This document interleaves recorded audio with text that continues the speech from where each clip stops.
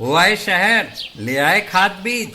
हाँ भाई, लेके तो आया हूँ, पर क्या कहूँ, महंगाई इतनी हो गई है कि समझ में नहीं आता है कि खेती करे कैसे।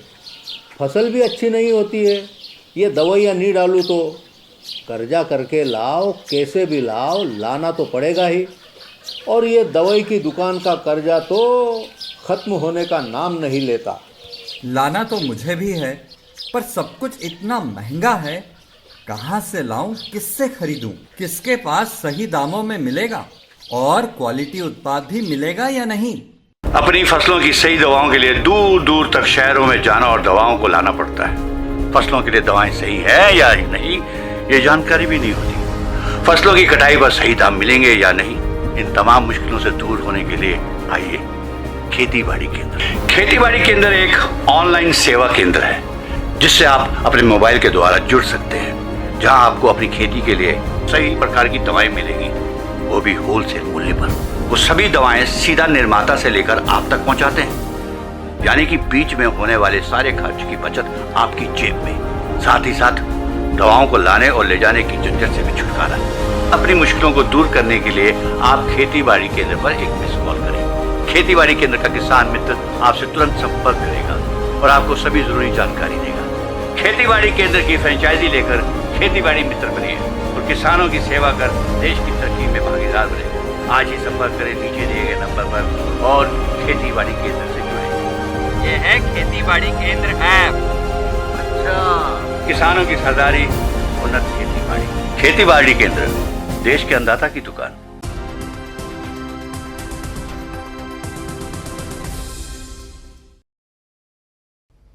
आप सभी ने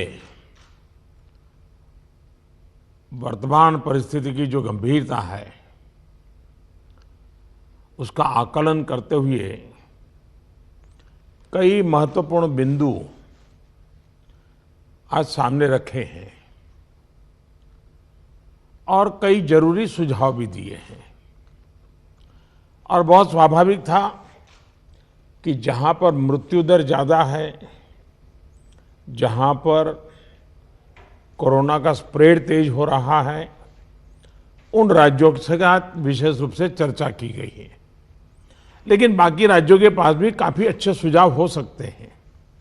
तो मैं आग्रह करूंगा कि ऐसे कोई पॉजिटिव सुझाव जो जरूरी हैं, आपको लगता है, वो मेरे तक पहुंचाइए ताकि कोई रणनीति बनाने में वो उपकारक होंगे।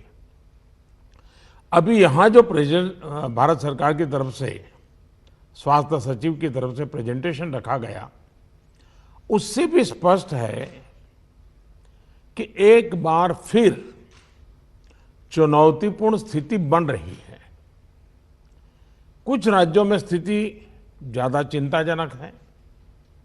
ऐसे में गवर्नेंस सिस्टम में सुधार ये बहुत आवश्यक है।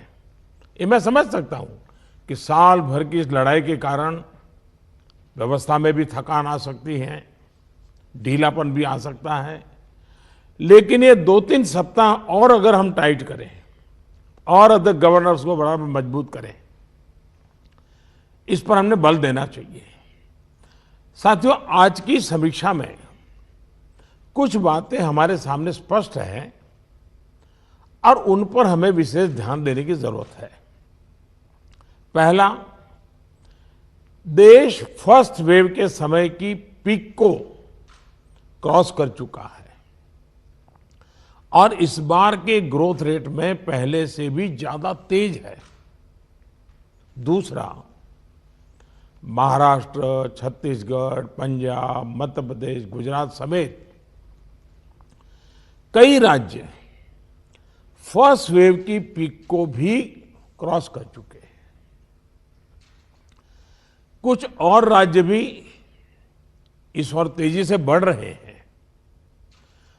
मैं समझता हूं कि हम सब के लिए एक चिंता का विषय है, सीरियस कंसर्न है। और तीसरा, इस बार लोग पहले की अपेक्षा बहुत अधिक कैजुअल हो गए हैं। अधिकतर राज्यों में प्रशासन भी सुस्त नजर आ रहा है। ऐसे में कोरोना के केसेस की इस अचानक बढ़ोतरी ने मुश्किलें ज्यादा पैदा की है। कोरोना के प्रसार को रोकने के लिए फिर से युद्ध स्तर पर काम करना आवश्यक है। साथियों, इन तमाम चुनौतियों के बावजूद हमारे पास पहले की अपेक्षा बेहतर अनुभव है, पहले की अपेक्षा अच्छे संसाधन है और अब एक वैक्सीन भी हमारे पास है।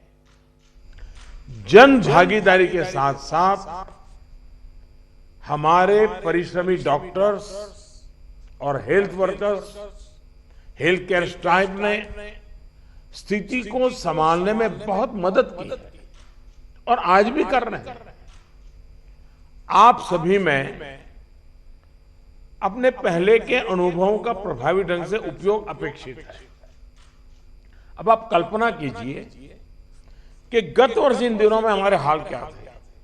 हमारे पास टेस्टिंग लैब नहीं थे, इवन मास्क कहां से मिलेगा ये भी एक चिंता का विषय था, पीपी किट नहीं था और उस समय हमारे लिए बचने का एकमात्र साधन बचा था लॉकडाउन, ताकि हम व्यवस्थाओं को एकदम से जितना तेजी से बढ़ा सके और वो हमारी स्ट्रेटेजी काम आई। हम व्यवस्थाओं को बना सके, संसाधन खड़े कर पाए, हमारी अपनी कैपेबिलिटी बढ़ाई, दुनिया से जहां से प्राप्त कर सकते कर पाए और लॉकडाउन के समय का हमने उपयोग किया। लेकिन आज जो स्थिति है, आज जब हमारे पास सब संसाधन है तो हमारा बल, और ये हमारे गवर्नेंस की कसौटी है, हमारा बल माइक्रो कंटेनमेंट जोन पर होना चाहिए। छोटे छोटे कंटेनमेंट जोन पे सबसे ज्यादा होना चाहिए। जहां पर रात्रि कर्फ्यू का प्रयोग हो रहा है वहां मेरा आग्रह है कि उसके लिए शब्द प्रयोग हमेशा करें कोरोना कर्फ्यू, ताकि कोरोना के प्रति एक सजगता बनी रहे। कुछ लोग ये इंटेलेक्चुअल डिबेट करते हैं कि क्या कोरोना रात को ही आता है। हकीकत में दुनिया ने भी ये रात्रि कर्फ्यू के प्रयोग को स्वीकार किया है, क्योंकि हर व्यक्ति को कर्फ्यू समय होता है तो याद आता है कि हाँ, मैं कोरोना काल में जी रहा हूं और बाकी जीवन व्यवस्थाओं को कम से कम प्रभाव होता है। हाँ, अच्छा होगा कि हम कोरोना कर्फ्यू रात को 9 बजे शुरू करें या रात को 10 बजे शुरू करें और सुबह 5-6 बजे तक चलाएं, ताकि बाकी व्यवस्थाओं को प्रभाव ज़्यादा न हो।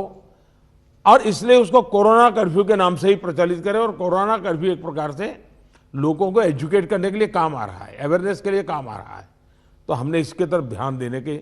लेकिन मैंने पहले कहा, अब हमारे पास व्यवस्था इतनी हो चुकी है, माइक्रो कंटेनमेंट जोन, उसी पर बल दीजिए, आपको अच्छे परिणाम मिलेंगे।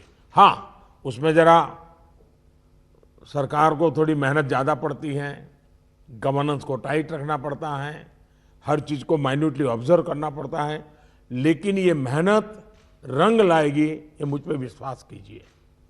दूसरी बात है, हमने पिछली बार कोविड का आंकड़ा 10 लाख एक्टिव केसेस से 1.25 लाख तक नीचे लाकर दिखा दिया था। ये जिस रणनीति पर चलते हुए संभव हुआ वो आज भी उतने ही सटीक है। और मजा देखिए, उस समय सफलता हम ही लोगों ने पाई थी, तब संसाधन भी कम थे। आज तो संसाधन ज्यादा है और अनुभव भी ज्यादा है, और इसलिए हम इस पीक को बहुत तेजी से नीचे ला सकते हैं, पीक को ऊपर जाते रोक भी सकते हैं। और अनुभव कहता है कि test, track, treat, covid appropriate behaviour और कोविड मैनेजमेंट, इन्हीं चीजों पर हमें बल देना है।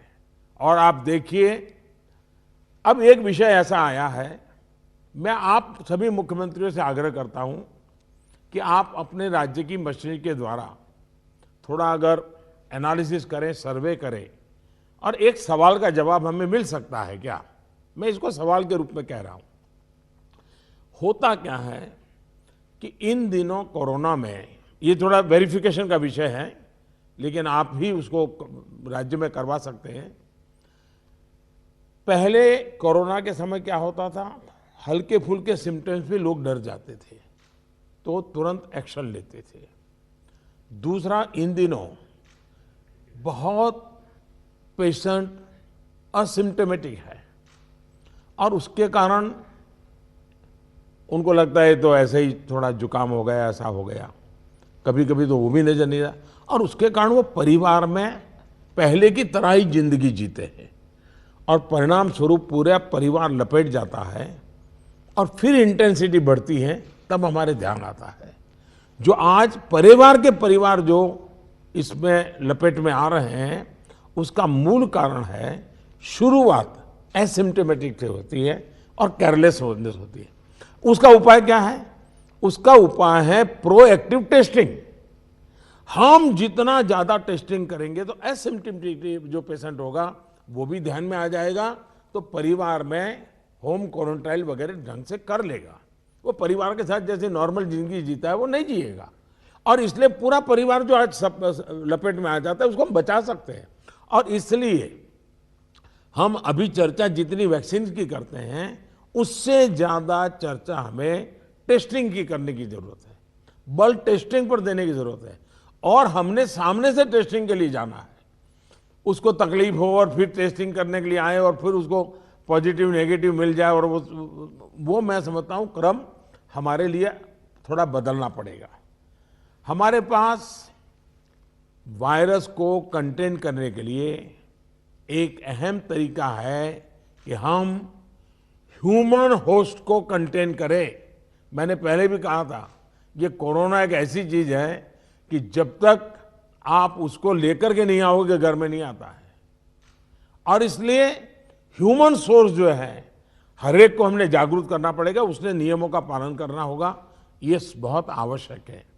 और निश्चित तौर पर इसमें टेस्टिंग और ट्रैकिंग की बहुत बड़ी भूमिका है। हम टेस्टिंग को लाइट न लें।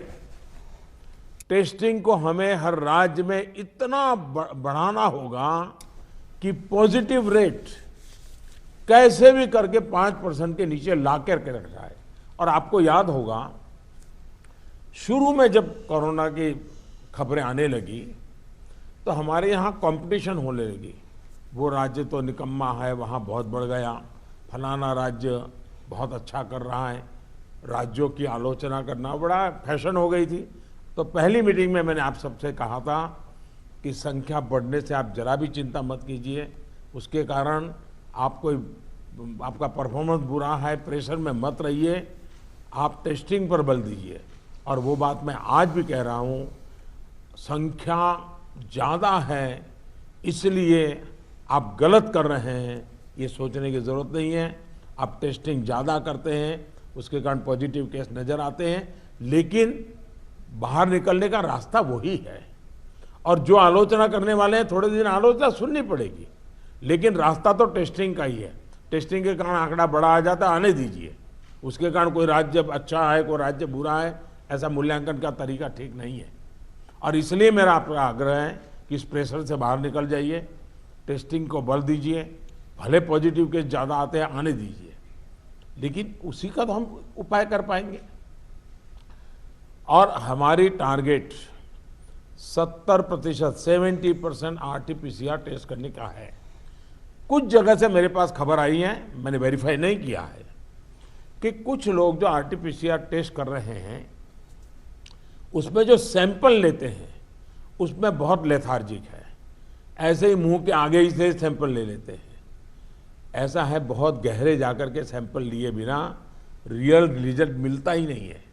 अगर आपने ऊपर ऊपर से ले लिया मुंह में थोड़ा सा डाल करके, तो जो रिजल्ट आएगा वो तो नेगेटिव ही आने वाला है। और इसलिए जब तक सुई को अंदर डाल करके सैंपल नहीं लेते हैं, जिन राज्यों में ये हो रहा है इसको रोकने के लिए कोशिश कीजिए। भले पॉजिटिव केस बढ़े, चिंता मत कीजिए, लेकिन पॉजिटिव केस होगा तो ट्रीटमेंट होगा, लेकिन वो नहीं होगा तो घर में फैलाता रहेगा, पूरे परिवार को, पूरे मोहल्ले को, पूरे टेनामेंट को सबको लपेट लेगा। हमने पिछली मीटिंग में भी इस पर चर्चा की थी कि RT-PCR टेस्ट बढ़ाने की ज़रूरत है, और फिर मैं कहता हूं कि प्रॉपर सैंपलिंग और प्रॉपर होना चाहिए। आपने देखा होगा कुछ लैब सबको निगेटिव दे रही हैं, कुछ लैब सबको पॉजिटिव दे रही है, तो ये तो अच्छी चित्र नहीं है। तो कहीं कुछ कमी है, और ये गवर्नेंस के माध्यम से हमने चेक करना होगा। कुछ राज्यों को इसके लिए इंफ्रास्ट्रक्चर बढ़ाने की जरूरत होगी, लेकिन इसे जितनी तेजी से करेंगे उतना ही मददगार होगा। लैब्स में शिफ्ट बनाने की जरूरत करनी है, तो मैं समझता हूं इसे भी किया जाना चाहिए।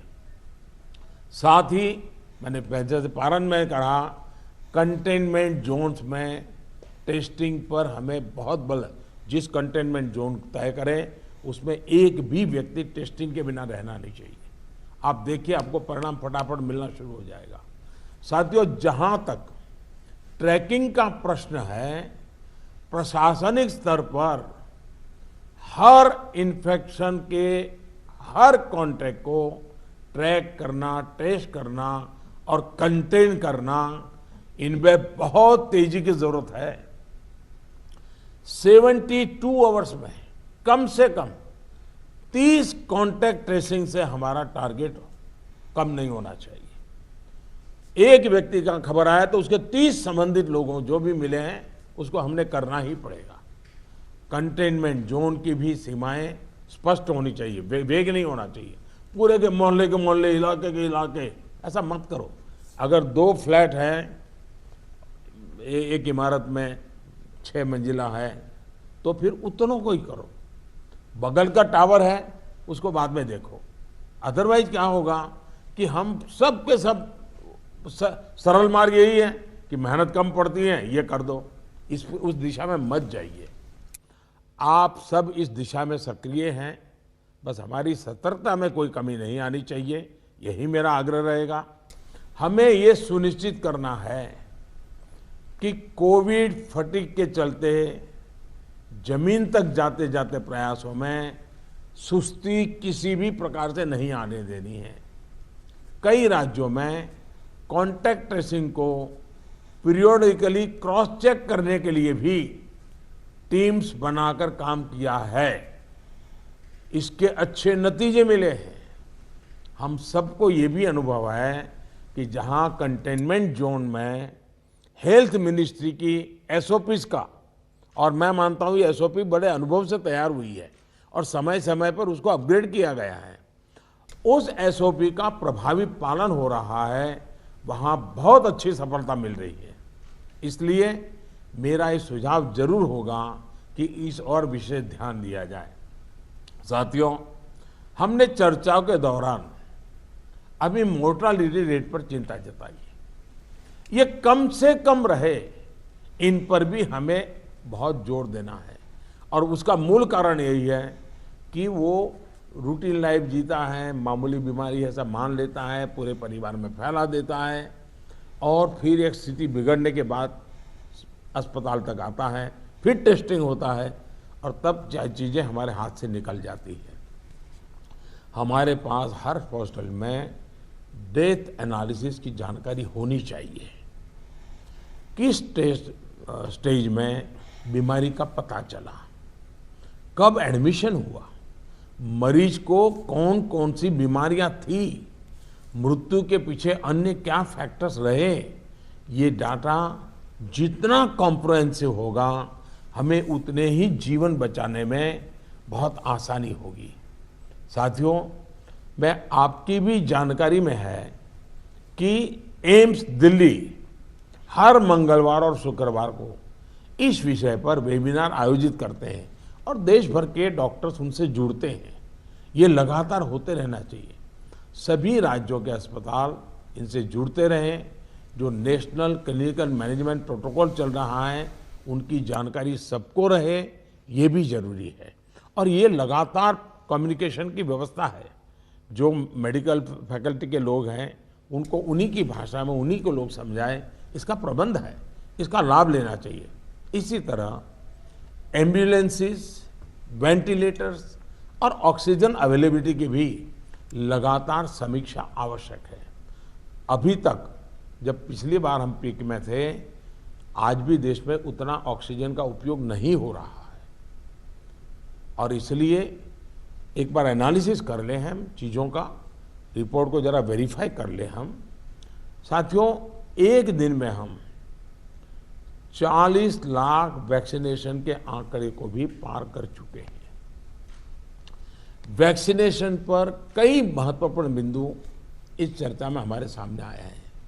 देखिए, वैक्सीनेशन में भी आपके अधिकारियों को लगाइए, दुनिया भर के समृद्ध से समृद्ध देश जिसके पास सब सुविधाएं उपलब्ध है, उन्होंने भी वैक्सीनेशन के लिए जो क्राइटेरिया तय किए हैं, भारत उनसे अलग नहीं है।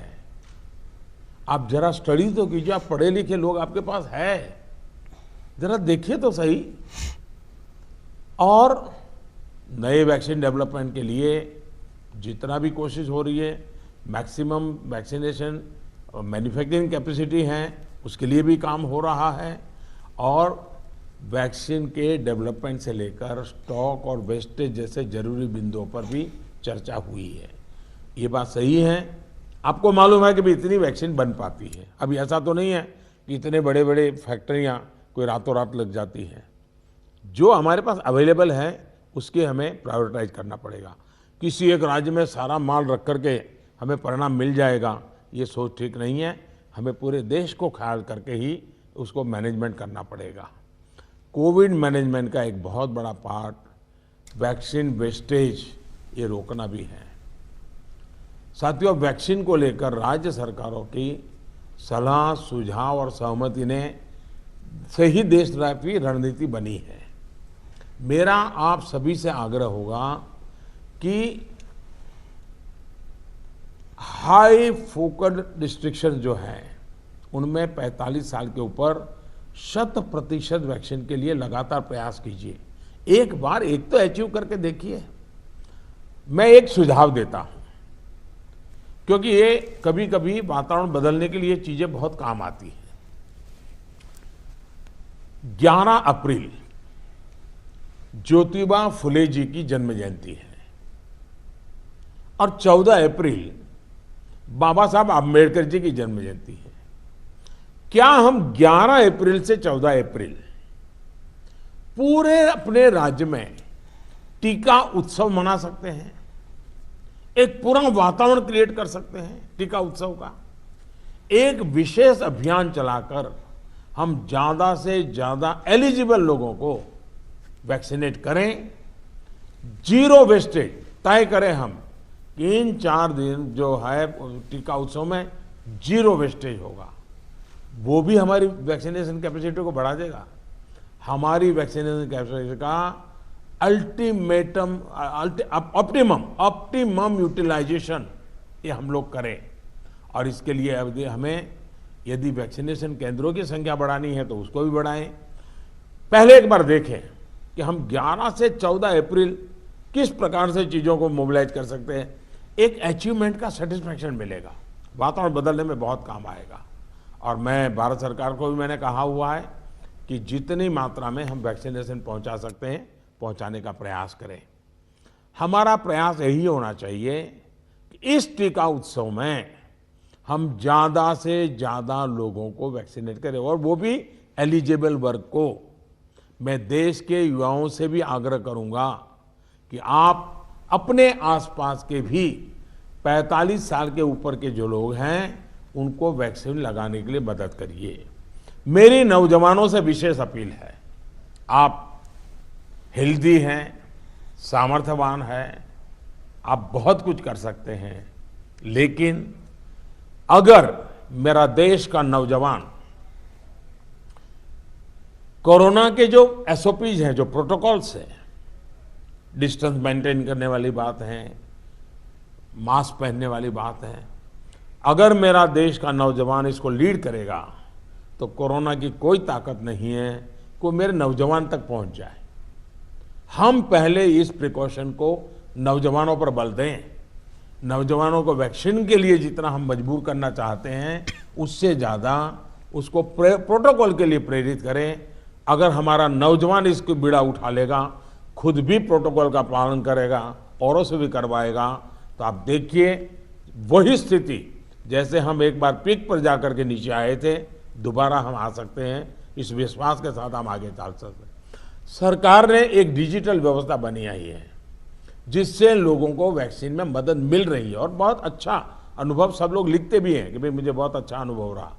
लेकिन इस डिजिटल व्यवस्था से जुड़ने में जैसे भी परेशानी आ रही है, जैसे गरीब परिवार हैं उनके लिए टेक्नोलॉजी का समझ नहीं है, मैं नौजवानों से कहूँगा ऐसे परिवारों को मदद करने के लिए आप आगे आइए। हमारे एनसीसी हो, हमारे एनएसएस हो, ये हमारे राज्य के जो सरकार की व्यवस्थाएं हैं उनको हम काम में लगाएं ताकि लोगों को थोड़ी मदद मिले। हमने इसकी चिंता करनी चाहिए। शहरों में एक बहुत बड़ा वर्ग है जो गरीब है, बुजुर्ग हैं, झुग्गी झोपड़ी में रहता है, उन तक ये बातें पहुंचाएं, उनको हम वैक्सीनेशन के लिए ले जाएं। ये हमारे वॉलेंटियर्स को, सिविल सोसाइटी को, हमारे नौजवानों को हमारी सरकारें मोबिलाइज करें और उन्हें प्राथमिकता के आधार पर हम वैक्सीन लगवाना अगर हमारा प्रयास रहेगा तो हमें एक पुण्य का काम का संतोष मिलेगा और हमें उनकी चिंता जरूर करनी चाहिए। वैक्सीनेशन के साथ साथ हमें ये भी ध्यान रखना है कि वैक्सीन लगवाने के बाद भी लापरवाही न बरते। सबसे बड़ी संकट ये हो गया है कि भाई अब मुझे कुछ होगा ही नहीं। डे वन से मैं कह रहा हूं दवाई भी और कड़ाई भी। हमें लोगों को ये बार बार बताना होगा कि वैक्सीन लगने के बाद भी मास्क वगैरह जो प्रोटोकॉल्स है उसका पालन और अनिवार्य है। इंडिविजुअल लेवल पर लोगों में मास्क और सावधानी को लेकर जो लापरवाही आई है उसके लिए फिर से जागरूकता जरूरी है।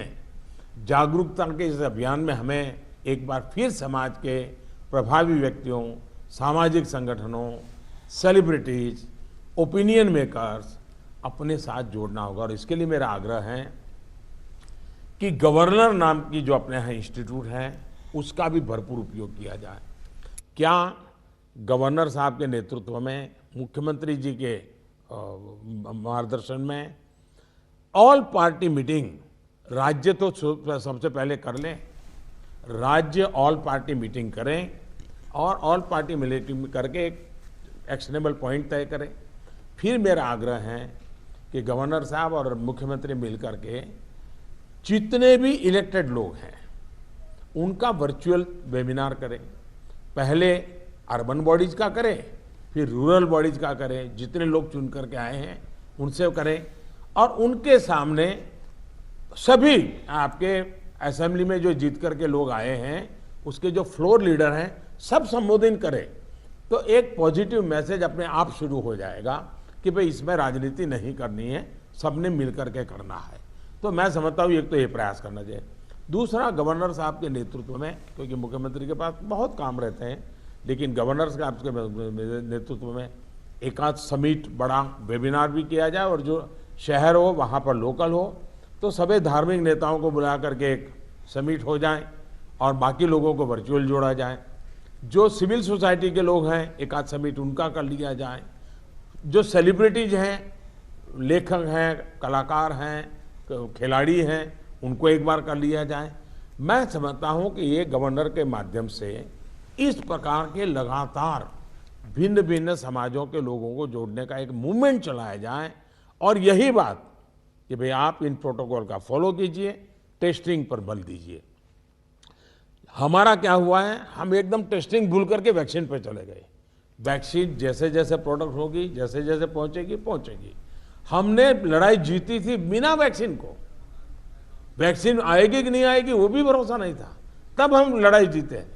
तो आज हमें इस प्रकार से भयभीत होने की कोई जरूरत नहीं है, लोगों को भयभीत होने नहीं देना है।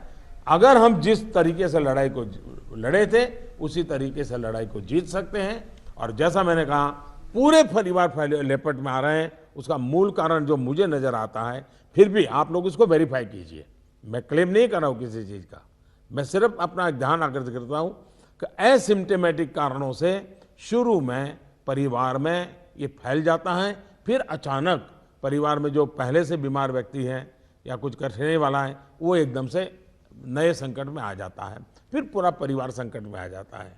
और इसलिए मेरा आग्रह है, प्रोएक्टिवली हमने टेस्टिंग पर बल देना होगा।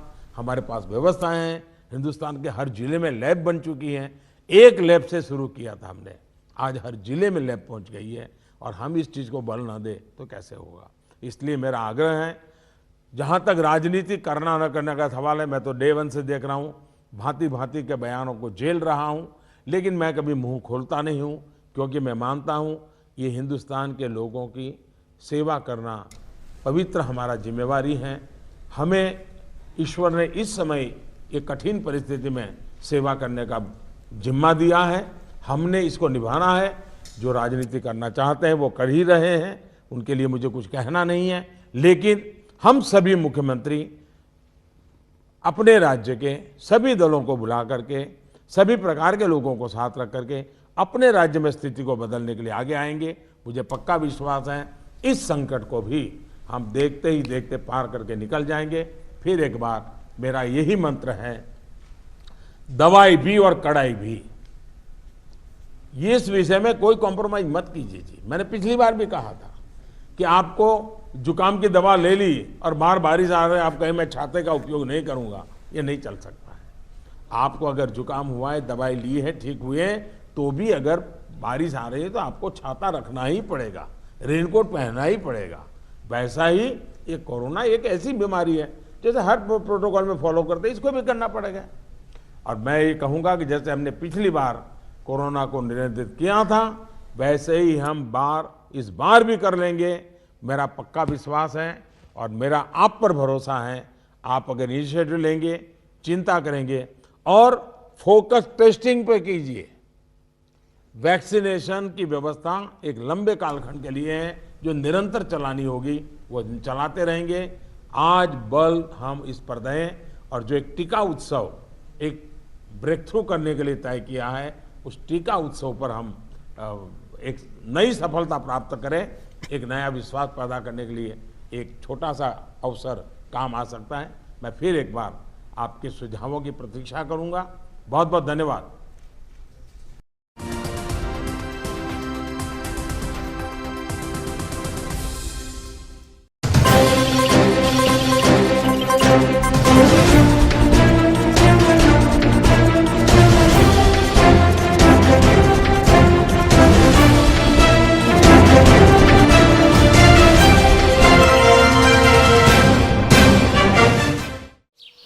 ओ काका, हुआ है शहर, ले आए खाद बीज।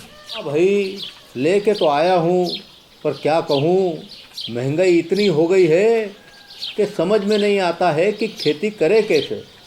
फसल भी अच्छी नहीं होती है, ये दवाइयाँ नहीं डालूँ तो कर्जा करके लाओ, कैसे भी लाओ, लाना तो पड़ेगा ही। और ये दवाई की दुकान का कर्जा तो ख़त्म होने का नाम नहीं लेता।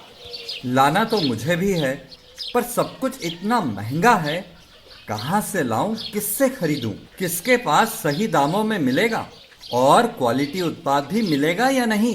अपनी फसलों की सही दवाओं के लिए दूर दूर तक शहरों में जाना और दवाओं को लाना पड़ता है। फसलों के लिए दवाएं सही है या नहीं, ये जानकारी भी नहीं होती। फसलों की कटाई पर सही दाम मिलेंगे या नहीं, इन तमाम मुश्किलों से दूर होने के लिए आइए खेती बाड़ी केंद्र। खेती बाड़ी केंद्र एक ऑनलाइन सेवा केंद्र है, जिससे आप अपने मोबाइल के द्वारा जुड़ सकते हैं, जहां आपको अपनी खेती के लिए सही प्रकार की दवाएं मिलेंगी, वो भी होलसेल मूल्य पर।